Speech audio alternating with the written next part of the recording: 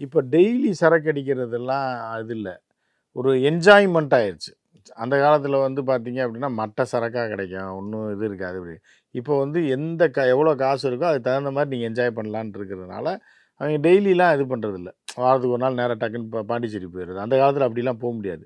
நீ பஸ் ஏறி பாண்டிச்சேரி போற காசுக்கு இங்கேயே குவார்டர் வாங்கி குடிச்சிட்டு போயிடலான்டான்ருவாய்ங்க. இப்ப காசு புழங்குறதுனால கார் இருக்கு, பைக் இருக்கிறதுனால பிள்ளைங்களையும் தூக்கி போட்டுறாய்ங்க. காசு இருக்குல்ல, வீட்லேருந்து காசு தர்றாய்ங்கல்ல.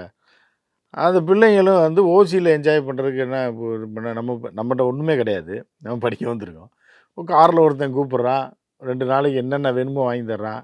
அப்படின்றப்போ வாங்க ஜாலியா என்ஜாய் பண்ணலாம். தெரியாத ஆளும் கிடையாது. ஒண்ணு கிளாஸ்மேட் இல்ல அடுத்த டிபார்ட்மெண்ட் பையனா இருப்பான். அப்படியே ஒரு ஃப்ரெண்ட்ஷிப் ரெடி ஆயிரும்.